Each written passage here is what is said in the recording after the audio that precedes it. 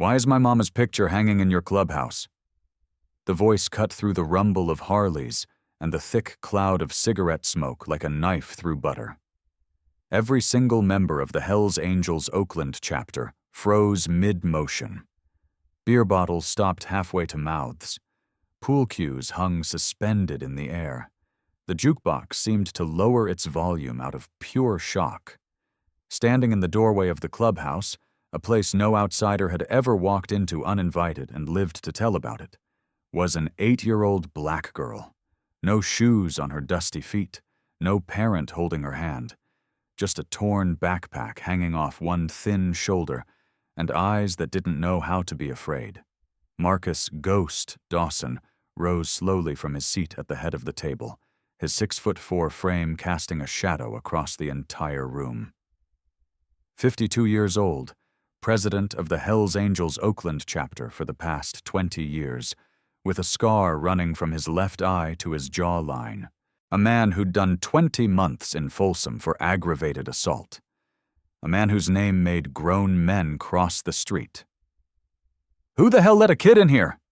Ghost's voice came out like gravel being crushed under a tire. But the little girl didn't answer his question.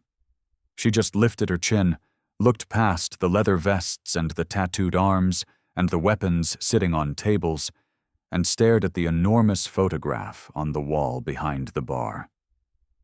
A black woman with caramel skin and amber eyes, her smile captured in a moment of pure joy, her natural hair wild and beautiful around her face like a crown. The girl's voice trembled, but her words hit harder than any bullet Ghost had ever taken. "Sir, why is my mama's picture in your clubhouse? My mama's been missing for 3 weeks, and nobody will tell me where she went." Ghost felt his knees threaten to buckle. The cigar fell from his fingers, landing on the concrete floor with a soft hiss, because he recognized something in that little girl's face that made his heart stop cold. She had his eyes. Dark brown, almost black, with that same intensity that made people look away. The same high cheekbones he saw in the mirror every morning. The same small scar on her chin.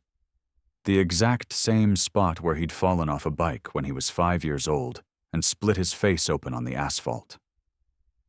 "Jesus Christ," whispered Preach, Ghost's VP and best friend of 30 years, the only man in the room who knew the whole truth about the woman in the photograph. The woman Ghost thought had died 487 days ago. The woman he'd loved more than his own life. The woman who'd disappeared without a trace, leaving behind nothing but that photograph and a hole in Ghost's chest that never stopped bleeding. And now her daughter, their daughter, was standing in his clubhouse, asking questions that would tear down everything Ghost thought he knew about the last 8 years of his life. What happened next would change the Hells Angels Oakland chapter forever. Comment where you're listening from. Subscribe to channel. Let me tell you who Grace Morgan really was. 8 years old, 73 days away from her 9th birthday, born in a 1-bedroom apartment on the east side of Oakland, California, in a building where the heat didn't work half the year and the elevator had been broken since 2009. Raised by a single mother who worked 3 jobs, morning shift at a diner, afternoon cleaning houses in the Oakland Hills, night shift at a 24-hour gas station, just to keep a roof over their heads. Grace had never met her father, never even knew his name. Her mama, Keisha Morgan, had never talked about him. Every time Grace asked, Keisha's amber eyes would fill with tears, and she'd just shake her head and say, "Not yet, baby. When you're older. When it's safe." Grace stopped asking after a while. But here's what nobody knew. Grace Morgan had a photographic memory. Not the kind you see in movies where someone glances at a page and remembers every word. The real kind, where she could close her eyes and see entire conversations, remember every detail of a room she'd only been in once, recall the exact sequence of events from years ago like she was watching a movie in her head. Her teachers at Hoover Elementary thought she was smart. They didn't know she was brilliant. She'd taught herself to read at age 3 by watching Sesame Street and matching the letters on the screen to the words in the books her mama brought home from the library. By age 5, she was reading at a 7th grade level.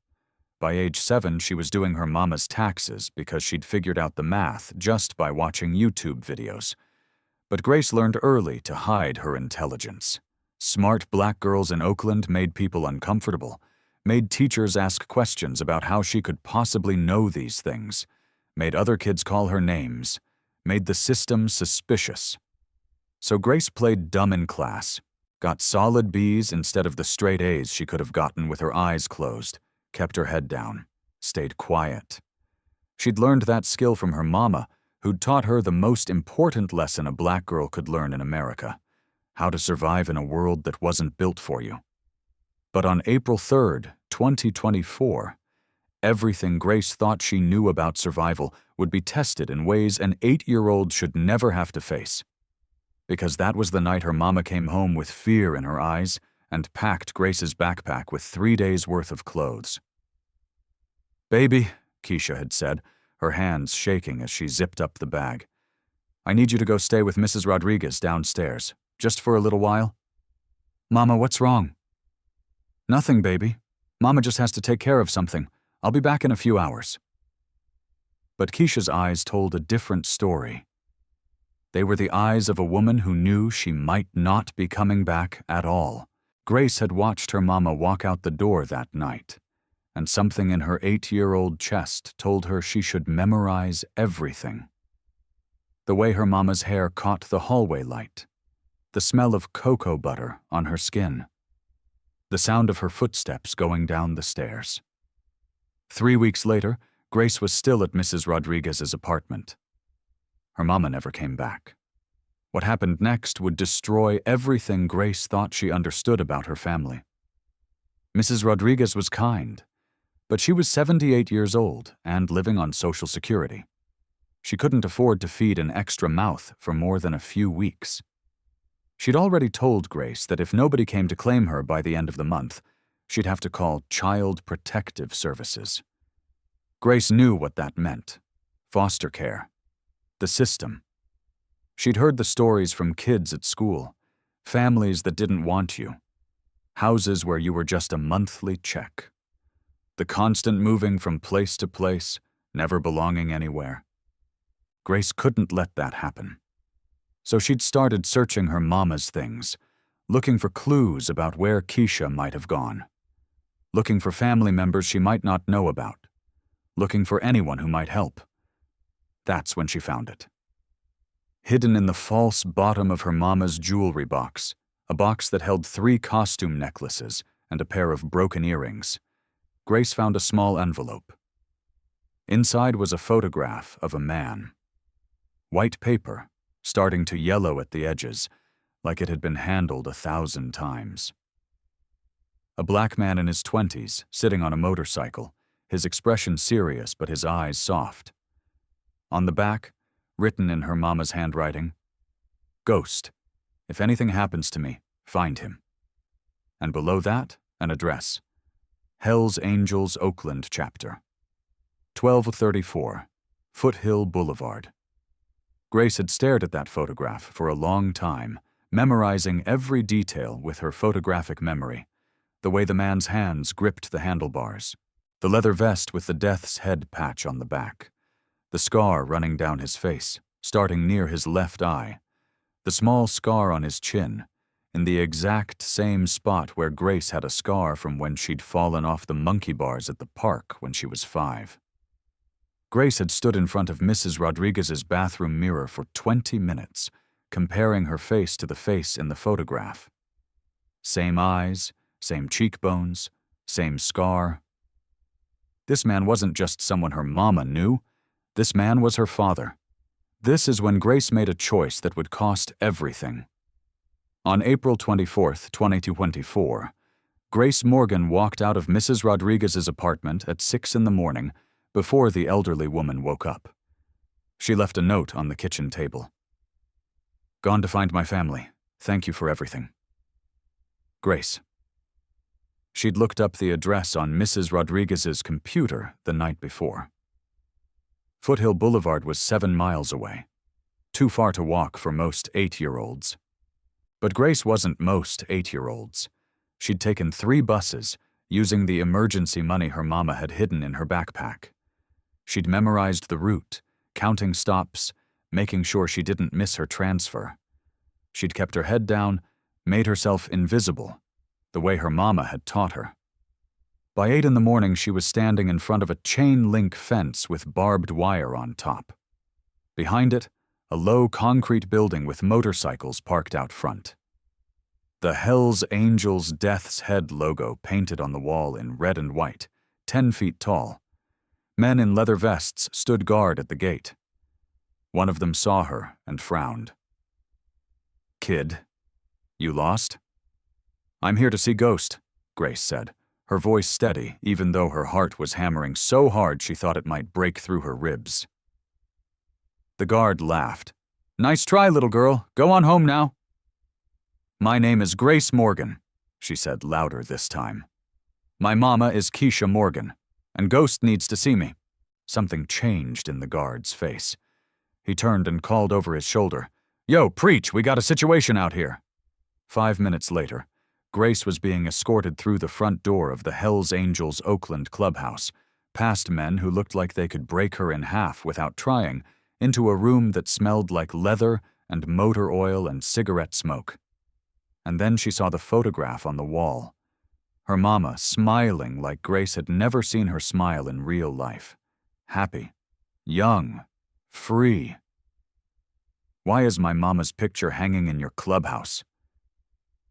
The question came out before Grace could stop it, and suddenly every eye in the room was on her. And the man rising from the chair at the head of the table, the same man from the photograph she'd found, 25 years older but unmistakable, was staring at her like he'd seen a ghost. No, not a ghost. Like he was seeing the daughter he never knew existed. Oh, Marcus Ghost Dawson hadn't cried in 37 years, not since the day his mother died when he was 15, not when he went to prison at 22, not when he became president of the Hells Angels Oakland chapter at 32, not when he thought Keisha was dead. But standing there, looking into the eyes of an 8-year-old girl who had his face, his scar, his blood running through her veins, Ghost felt tears rising for the first time in nearly 4 decades. "What's your name?" His voice came out rough, barely above a whisper. "Grace. Grace Morgan." "Where's your mama, Grace?" The little girl's chin trembled, but she didn't cry. "She's been missing for 3 weeks. She told me if anything happened to her, I should find you. Are you Ghost?" Ghost nodded slowly, unable to speak. Preach stepped forward, his voice gentle in a way that contradicted his massive frame. "Sweetheart, how did you get here?" "I took 3 buses, the 51, then the 40, then the 12. Grace recited the route like she was reading from a map. "Mama left me with our neighbor, but Mrs. Rodriguez is old, and she can't keep me much longer. She said if nobody comes to get me by Friday, I have to go to foster care." Ghost's hands clenched into fists. Foster care, his daughter, over his dead body. "You hungry, little bit?" Preach asked. Grace nodded. "Tiny," Preach called out to the club's cook, "get this girl some breakfast, everything we got." As Grace was led to a table, Ghost pulled Preach aside, his voice low and dangerous. "Get everyone else out, now." Preach nodded and started clearing the clubhouse. Within 2 minutes, it was just Ghost, Preach, and Grace, sitting at a table with a plate of scrambled eggs and bacon that the little girl attacked like she hadn't eaten in days. She probably hadn't. Not properly. Ghost sat down across from her, studying every detail of her face while she ate. The resemblance was unmistakable. This wasn't a con. This wasn't someone trying to play him. This was his daughter. "Grace," Ghost said quietly, "your mama ever talk about me?" Grace looked up from her plate, those dark eyes. His eyes, meeting his without flinching. Every night before bed, Mama told me stories. But there was one story she told over and over, about a man who lived in a fortress with his brothers. The fortress was strong and dangerous, but the man inside was lonely. He had respect, he had power, but he didn't have anyone to love. Ghost's throat tightened. Mama said if I ever met you, I shouldn't be afraid. She said you looked scary, but you weren't bad. You just needed someone to love you. Grace paused. She said you were my daddy. The word hit Ghost like a sledgehammer to the chest. Daddy. 8 years. Keisha had been pregnant for 9 months, raised this child for 8 years, and never told him. Why? Did she say why she never brought you to meet me? Ghost asked, his voice breaking. Grace nodded. She said it wasn't safe. She said you had enemies who would hurt us to hurt you. She said she had to protect me until everything was safe. The little girl's eyes filled with tears. But then she disappeared. And now I don't know if she's safe or if she's... Don't! Ghost cut her off. Don't say it. Your mama is strong. If she's been gone for 3 weeks and you're still here, it means she's protecting you. She's still fighting. But here's what Ghost didn't tell Grace. What he couldn't tell her yet. Keisha Morgan had been Ghost's entire world once upon a time. 9 years ago, when he was 43 and she was 25, he'd walked into a bookstore in downtown Oakland, the kind of place Ghost never went to, looking for a book on motorcycle mechanics. The woman behind the counter had looked up when the bell over the door chimed, and Ghost had forgotten how to breathe. She was beautiful. Yes, caramel skin, amber eyes, natural hair in a high puff, wearing a yellow sundress that made her look like sunshine in human form. But it wasn't just her beauty that stopped him cold. It was the way she looked at him. No fear, no judgment, no recognition of the Hell's Angels patch on his vest, or the scar on his face, or the reputation that preceded him everywhere he went in Oakland. She just smiled and said, "Hi there. Can I help you find something?" For the first time in his adult life, Ghost felt like a normal man. Not a criminal, not a biker, not someone to be feared. Just Marcus. Just a man who wanted to talk to a beautiful woman in a bookstore. "I'm looking for a book on motorcycles," he'd said. "Oh, you ride?" She'd grinned. "I've always wanted to learn. It looks so free, you know, just you and the road." They'd talked for 2 hours. Ghost bought 3 books he didn't need just to have an excuse to come back. He returned the next day, and the next, and the next, and within a month, they were inseparable. Keisha didn't care that he was a Hell's Angel, didn't care about his criminal record or his reputation or the dangerous life he led. She saw Marcus, the man underneath all of that. The man who'd grown up in poverty in West Oakland, raised by a single mother who worked herself to death. The man who'd joined the Hell's Angels at 17 because they were the only family he had left. "I don't love the biker," Keisha had told him one night, lying in his arms in the small apartment he kept separate from the clubhouse. "I love Marcus. Whether those two are the same person is up to you." Ghost had cried that night for the first time since his mother's funeral. For 2 years, they were happy. Ghost kept Keisha's existence a secret from everyone except Preach, because he knew what happened to people he loved. His enemies would use them against him.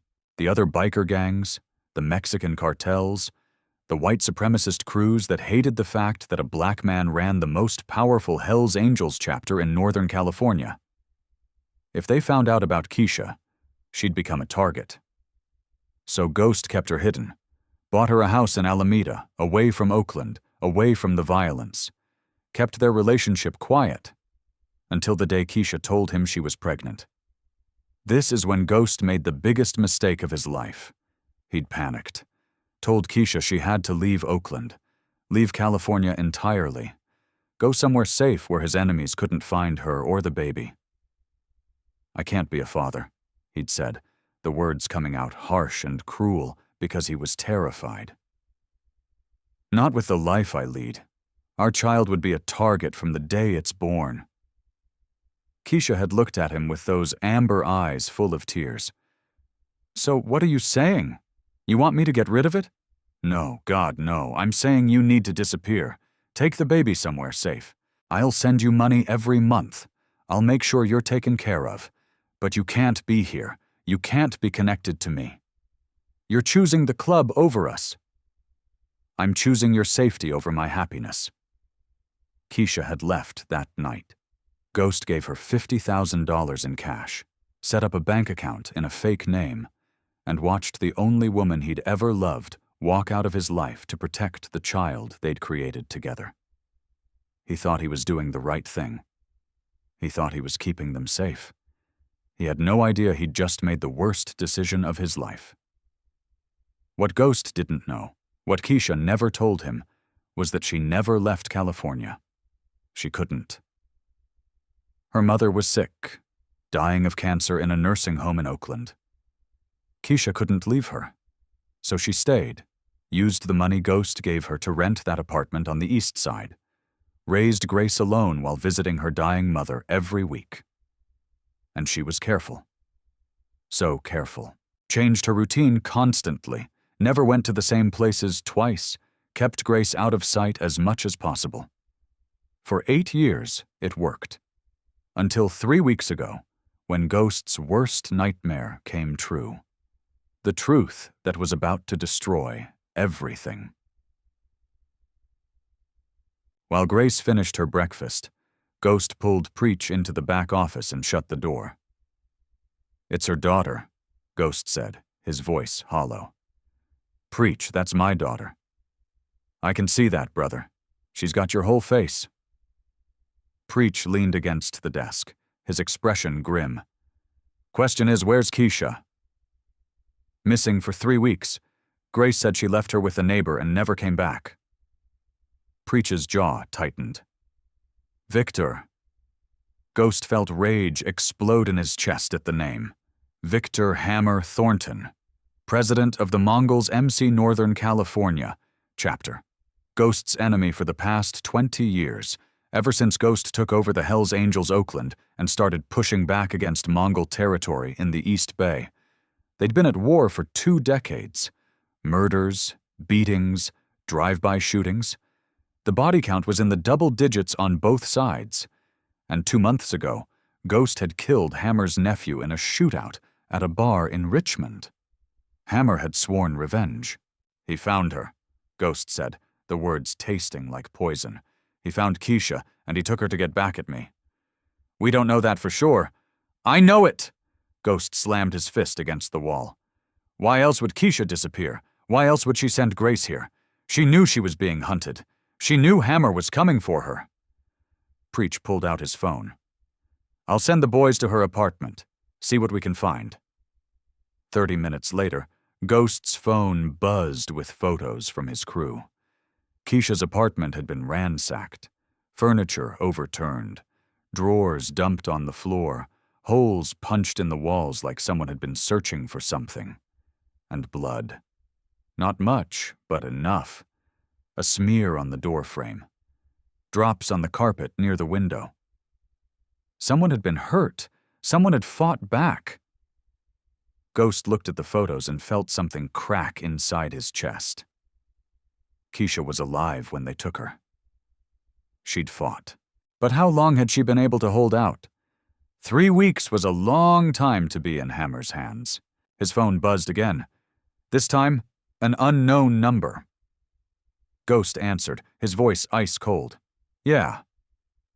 "Ghost." Hammer's voice came through, rough with cigarettes and cruelty. "Heard you got a little visitor today." Ghost's blood turned to ice. "How the hell do you know that?" Hammer laughed. "You really think you're the only one with eyes in Oakland? I know everything that happens in this city, including that cute little black girl who walked into your clubhouse this morning." "You touch her. Relax. I don't want the kid. I want you." Hammer's voice turned serious. "Here's the deal. Tonight, midnight, the port of Oakland, Pier 30. You come alone? Bring the girl. I'll trade you for her mama. I'm not bringing my daughter anywhere near you. Then her mama dies. Your choice, Ghost. The woman you love or the kid you just met. Hammer paused. You got 12 hours to decide. The line went dead. Ghost stood there, phone in his hand, rage and terror warring in his chest. Preach was already moving. I'll get the crew together. We'll hit him from 3 sides. No. Ghost's voice was final. This is a trap. Hammer wants all 3 of us. If I show up with the club, he'll kill Keisha before we get close. So what's the plan? Ghost looked at the closed office door, thinking about the 8-year-old girl sitting on the other side. The daughter he'd never known about. The daughter who'd walked 7 miles alone to find him. The daughter who'd just handed him the answer. This is when everything changed. Grace had given Ghost something when she'd arrived. He'd been so shocked by her appearance that he hadn't paid attention to it at first. But now, pulling it from his vest pocket, Ghost stared down at a small spiral notebook with a worn cover. She said her mama left this for her, Preach said. Told her to give it to you. Ghost opened it. His hands started shaking.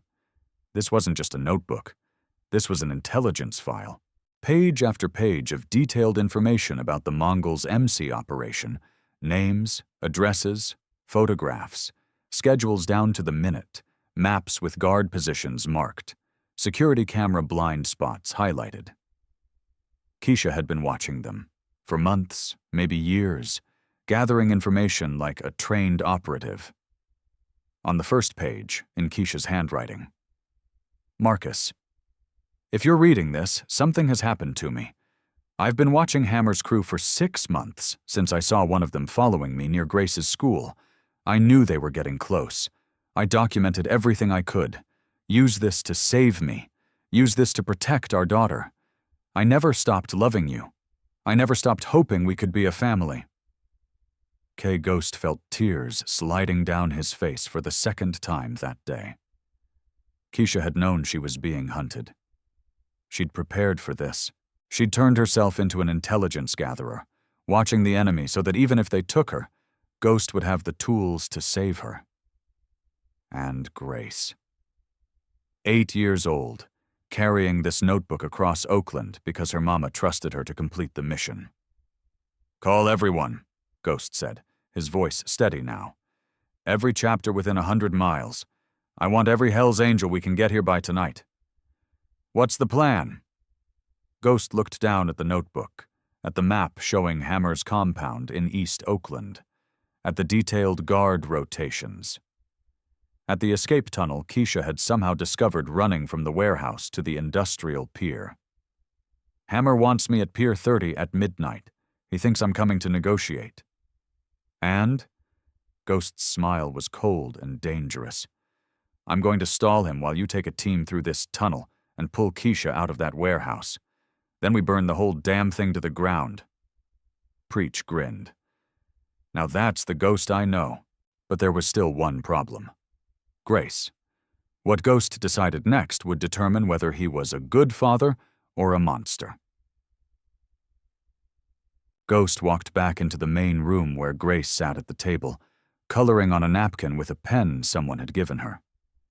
He sat down across from her, and she looked up with those eyes, his eyes, and waited. Grace, I need you to be honest with me. How much do you remember from your mama's notebook? All of it. Ghost blinked. All of it? Grace nodded. I have photographic memory. I remember everything I see. I read Mama's notebook 43 times. I can draw you any of the maps from memory. I can tell you the guard schedules. I know where the tunnel is. Preach whistled low. She's your daughter, all right. Ghost leaned forward. Baby girl, I need you to understand something. Your mama is in danger. Bad men have her. I'm going to get her back, but it's going to be dangerous. I need you to stay here where it's safe. No. Grace's voice was small but firm. No? Uncle Preach needs the maps, the tunnel. I'm the only one who knows the details from memory. If I stay here, people might miss things. People might get hurt. Grace looked at him with an intensity that made Ghost's chest ache. Mama said you would protect me, but I can help protect her too. You're 8 years old. I'm not stupid. I didn't say you were. Then don't treat me like I am. Grace stood up, and despite being less than 4 feet tall, she somehow commanded the room. I walked across Oakland alone to find you. I carried Mama's intelligence notebook like she told me to. I can guide Uncle Preach through that tunnel. I can help save my mama. Ghost looked at Preach, who shrugged. She's not wrong. We could use someone who knows that notebook inside and out. She's a child. She's your child, and she's got your stubbornness. Preach crouched down to Grace's level. Listen, little bit. If you come with us, you stay right next to me the whole time. You do exactly what I say, and if I tell you to run, you run. Deal? Grace nodded solemnly. Deal. Ghost wanted to argue. Wanted to lock his daughter in the safest room in the clubhouse and never let her near danger. But when he looked into her eyes, he saw himself at 8 years old. Growing up in West Oakland with a single mother who worked 3 jobs. Learning early that survival meant being tough, being smart, and not waiting for anyone to save you. Grace had already survived 3 weeks of not knowing if her mother was alive or dead. She'd already made the journey to find him alone. Maybe the way to protect her wasn't to hide her away. Maybe it was to teach her to fight. Okay, Ghost said, but you wear body armor, and you stay with Preach every second. I will. Ghost pulled his daughter into his arms for the first time, and she wrapped her small arms around his neck and held on tight. I'm going to get your mama back, he whispered into her hair. I promise you, baby girl, I'm going to bring her home. By 11 p.m., the Hells Angels Oakland Clubhouse was packed with bikers from chapters across Northern California, Sacramento, San Jose, Stockton, Modesto.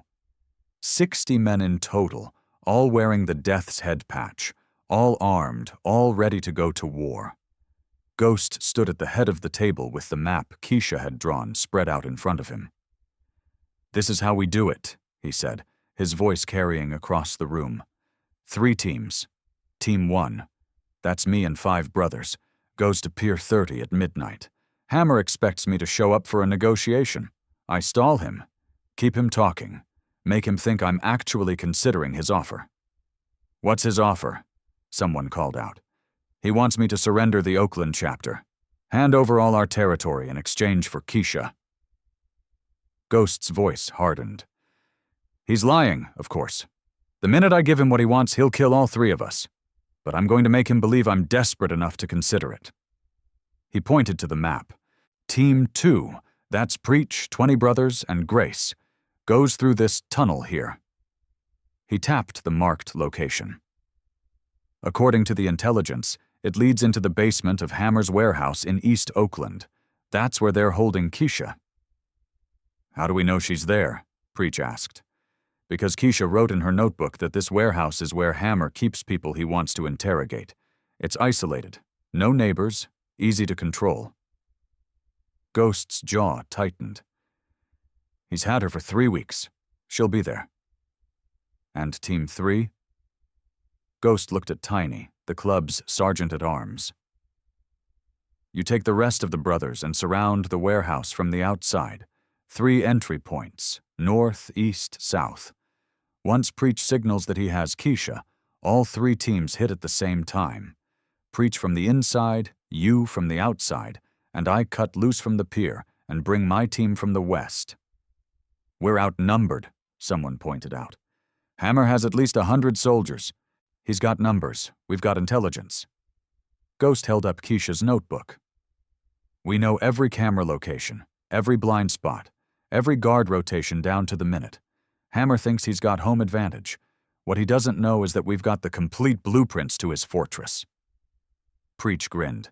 It's gonna be a massacre. For them, Ghost agreed. Questions? Silence. One more thing. Ghost's voice dropped, dangerous and cold. Hammer dies tonight. I don't care who gets him. I don't care how it happens. But Victor Thornton does not walk away from this. Understood? Every man in the room nodded. Then let's ride. The war for Oakland was about to begin. At 11:45 p.m., Grace Morgan sat in the back of a black van driven by Preach, wearing a bulletproof vest that was so big it almost swallowed her whole. Around her were 20 Hell's Angels, all armed to the teeth with handguns, shotguns, and enough ammunition to start a small war. Grace wasn't scared. She probably should have been. An 8-year-old girl surrounded by bikers heading into a gunfight to rescue her mother. But all she felt was determination. Her mama had spent 3 weeks in Hammer's hands. 3 weeks of torture, probably. 3 weeks of not knowing if her daughter was safe. Grace was going to end that tonight. You remember the plan, little bit? Preach asked from the driver's seat. Grace nodded. We enter through the tunnel at 11:50 during the guard shift change. The tunnel comes out in the basement storage room. From there, it's 15 steps to the hallway, then a right turn to the holding cells. Mama will be in cell 3, according to her notes.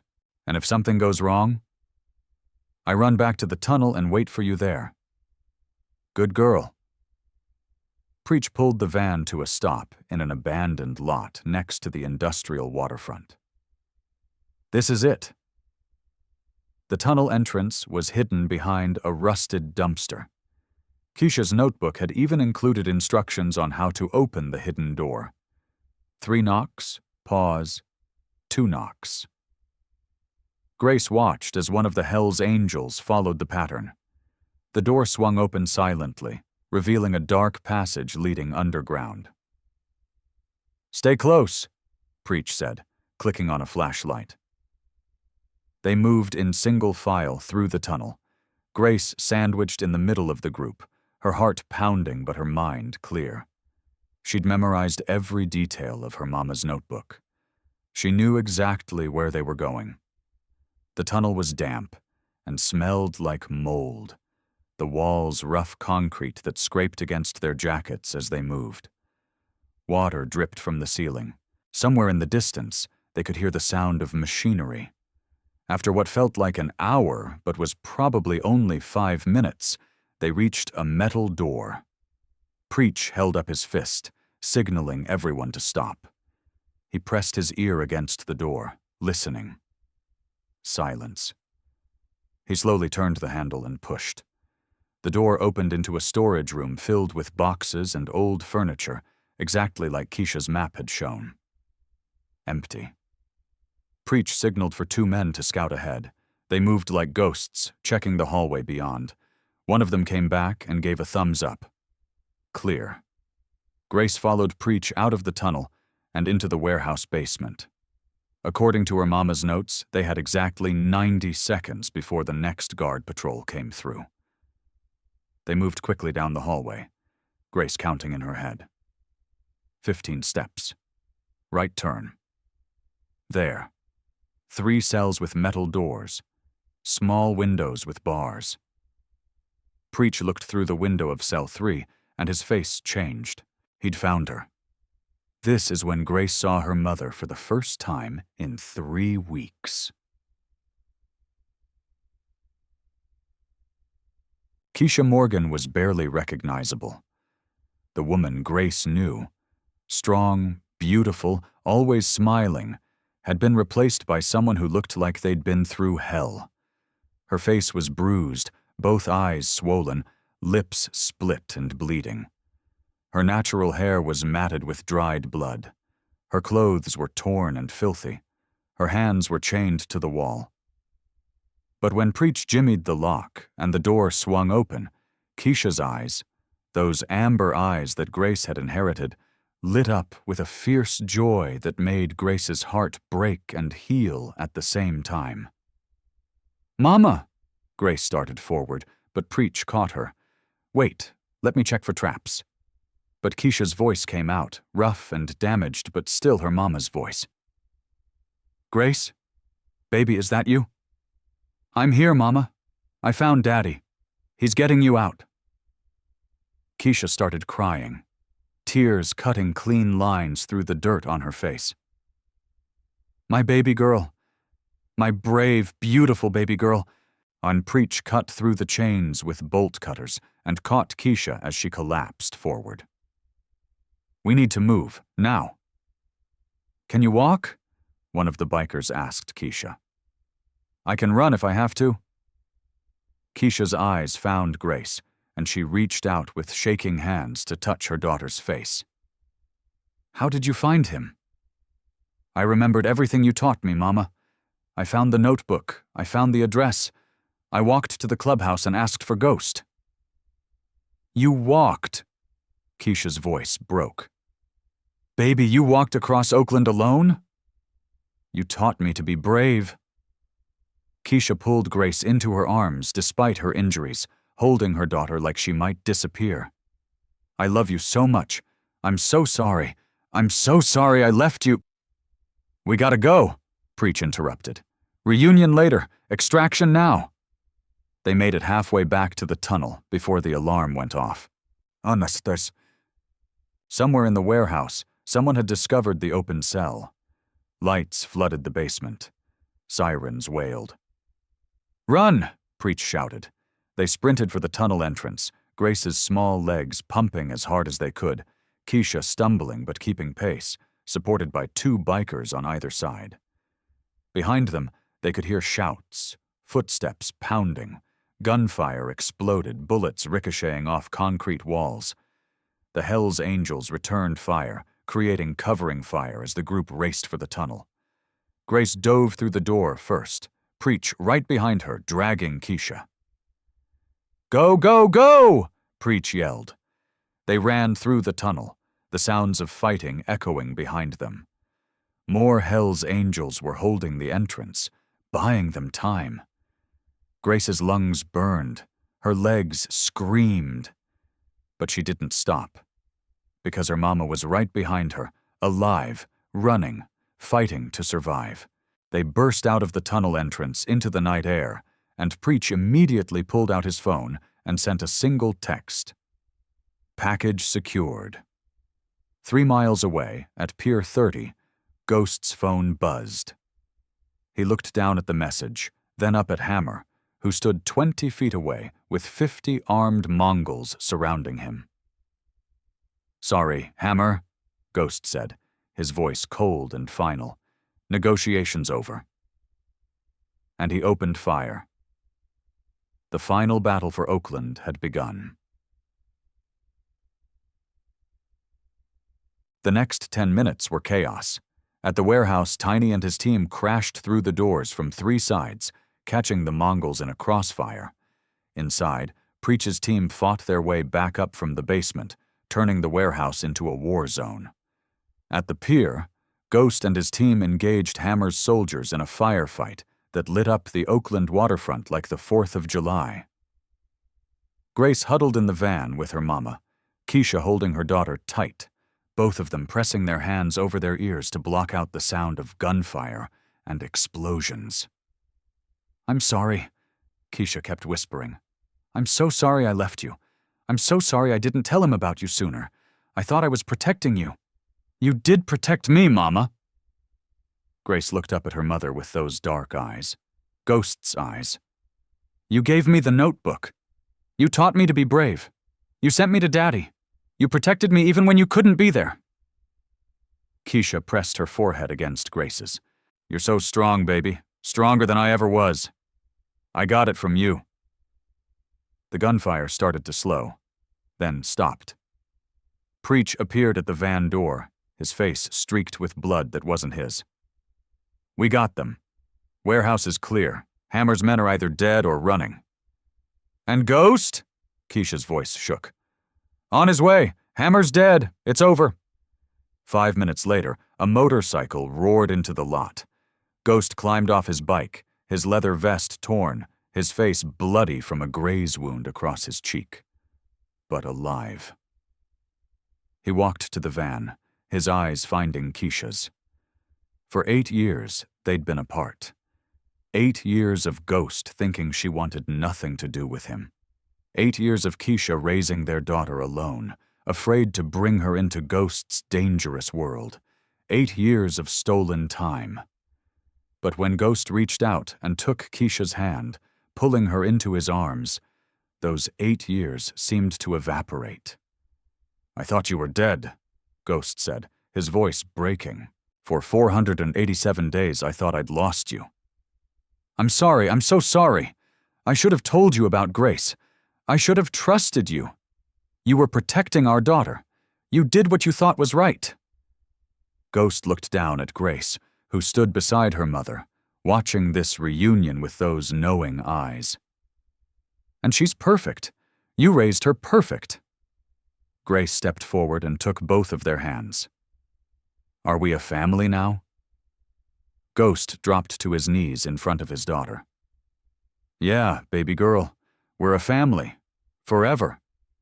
Keisha joined him, the three of them kneeling in a parking lot in East Oakland at 1 a.m, surrounded by Hell's Angels and the aftermath of war, but for the first time in 8 years, whole. This is when the Morgan Dawson family was born. 6 months later. The Hell's Angels. Oakland Clubhouse didn't look different from the outside. Still the same chain-link fence, still the same barbed wire, still the same Death's Head logo painted on the wall. But inside, everything had changed. Grace's artwork covered one wall. Drawings of motorcycles and flowers and her family, all 3 of them together. Keisha's photograph still hung above the bar, but now there were others beside it. A wedding photo from 3 months ago, Ghost and Keisha married in the clubhouse with Grace standing between them. A family portrait from Grace's 9th birthday. Pictures of Grace learning to ride a motorcycle in the parking lot, Ghost holding the back of the seat while she pedaled. The clubhouse wasn't just a fortress anymore. It was a home. Grace went to a new school now, one where Ghost could pick her up every day on his motorcycle. She still hid her intelligence most of the time, still got solid B's instead of straight A's. But at home, Ghost and Keisha encouraged her to be as smart as she wanted to be. Built her a bookshelf in their room at the clubhouse. Let her read anything she wanted. Answered every question she asked, no matter how complex. "She's going to be something special," Preach had said one night, watching Grace explain quantum physics to a group of fascinated bikers who definitely didn't understand a word she was saying. "She already is," Ghost had replied. Keisha had opened a bookstore again, this time in a small shop attached to the clubhouse. The Hell's Angels protected it. Nobody bothered her. Nobody threatened her family. And Ghost. Ghost was still the president of the Hell's Angels Oakland chapter. Still dangerous, still respected, still feared. But when he walked through the clubhouse doors at the end of the day, he was just Marcus, just a husband and father, just a man who'd been given a second chance at the family he thought he'd lost. One evening, as the 3 of them sat together at the long table where the club held meetings, Grace looked up from her homework and asked, "Daddy, what if I hadn't come to find you that day?" Ghost set down his beer and pulled his daughter onto his lap. "What do you mean, baby girl? What if I'd been too scared? What if I'd stayed with Mrs. Rodriguez and gone to foster care? What would have happened?" Ghost looked at Keisha, and they shared a long look of understanding. "I don't know," Ghost admitted. "Maybe I'd still be sitting in this clubhouse, staring at your mama's picture, thinking everything was gone. I'd never know you existed. I'd never have this family." "So I saved us?" Grace asked. Keisha pulled her daughter close. "Yes, baby, you saved all of us. You're braver than anyone I've ever known." "Braver than you?" Grace looked skeptical. "Way braver than me. I was afraid for 8 years, afraid to tell your daddy about you. Afraid to bring you into this world. Keisha's voice got thick with emotion. But you weren't afraid. When everything went wrong, when I disappeared and you were alone, you didn't let fear stop you. You taught me that, Mama. You said love is stronger than fear. Ghost felt his chest tighten. Your mama's right, little bit.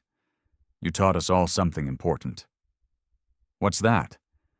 That sometimes the scariest thing isn't facing danger. It's being too afraid to face it.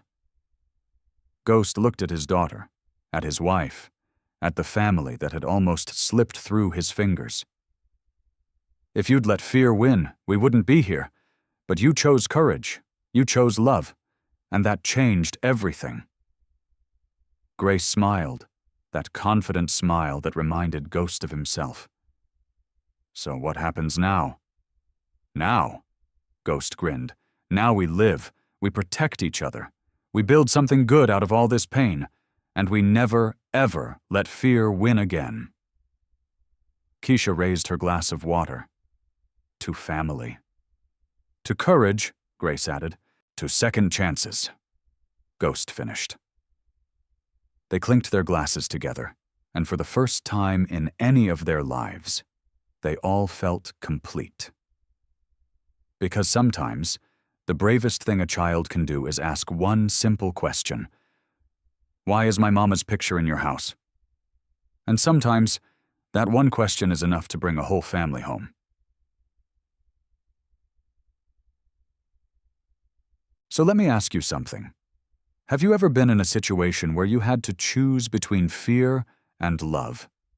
Between staying safe and doing what's right? Have you ever had to be brave when every part of you wanted to run? Have you ever felt like the system was designed to keep you apart from the people you love? Grace was 8 years old. 8. And she crossed Oakland alone to find a father she'd never met because she knew her mama needed saving. How many of us have that kind of courage? How many of us let fear win when love is on the line? This story isn't just about a biker and his family. It's about all of us. About the systems that try to keep us down. About the institutions that profit from our pain. About the people in power who think they can control our lives. But here's what they don't understand. They can take our homes. They can take our money. They can take our freedom. But they can't take our love. They can't take our courage. And they can't stop us from fighting for the people who matter. Ghost thought he'd lost everything when Keisha disappeared.